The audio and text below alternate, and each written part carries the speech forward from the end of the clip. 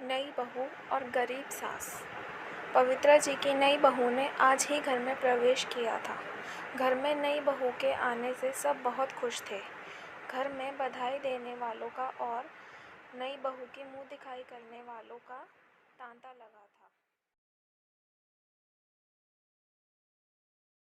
अपने कमरे में गई, तभी उनकी नज़र अपने पति रमाकांत जी की फोटो की ओर गई, जिनकी अभी 2 साल पहले मृत्यु हुई थी।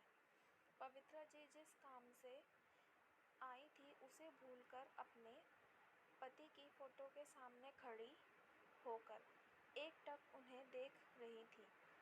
उनकी आंखों से आंसू गिरने लगे। तभी उनका बेटा अमित आ गया। अमित, माँ, क्या बात है? आप रो क्यों रही हो? सब ठीक तो है?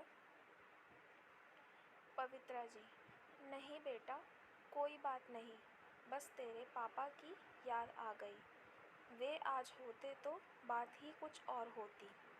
अमित: हाँ माँ, ये बात तो है, पर आप दुखी मत हो, यह सब भगवान के हाथ में है। चलो बाहर, सब आपका इंतज़ार कर रहे हैं।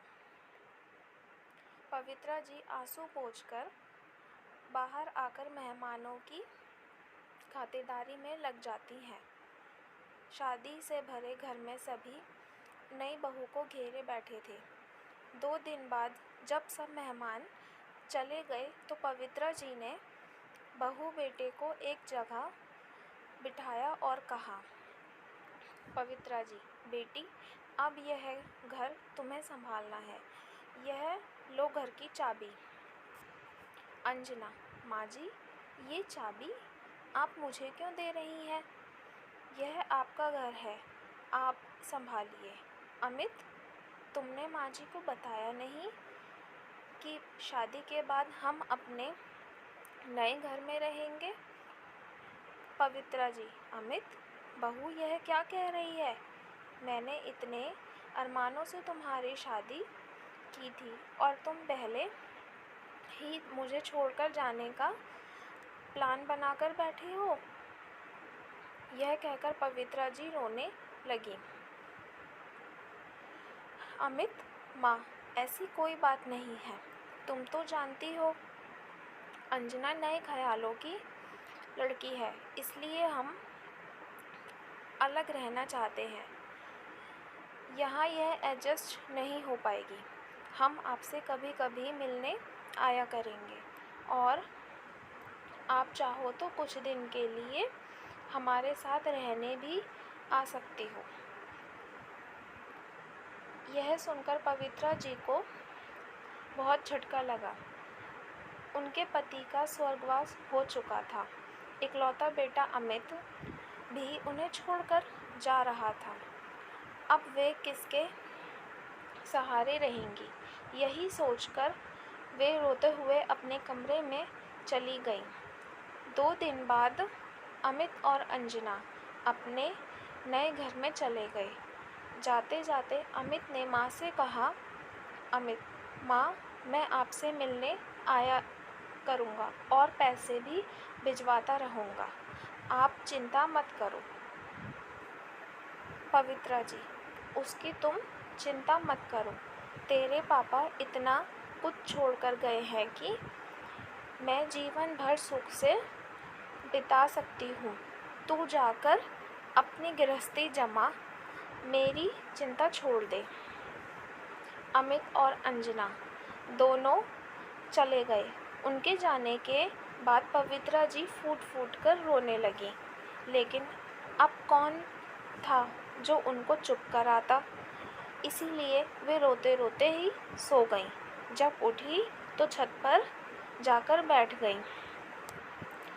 इसी तरह कुछ दिन और बीत गए। अमित ने अपने घर जाकर एक बार भी माँ से बात नहीं की। अमित के इस व्यवहार से पवित्रा जी टूट सी गई थी। एक दिन पवित्रा जी की बचपन की सहेली उनसे मिलने आई। कविता: अरे पवित्रा, कैसी हो? अमित की शादी पर तो मैं आ ना सकी, तो सोचा आज आकर बहू की मुँह दिखाई कर दूँ।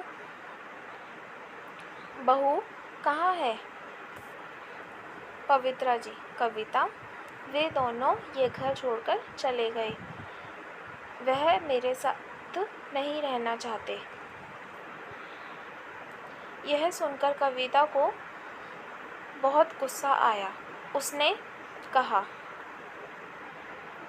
कविता, तू चिंता मत कर, मैं हूँ ना तेरे साथ। सुन, इस घर को पेइंग गेस्ट बना देते हैं। पास ही कॉलेज है, उसके बच्चे यहाँ आकर रहेंगे।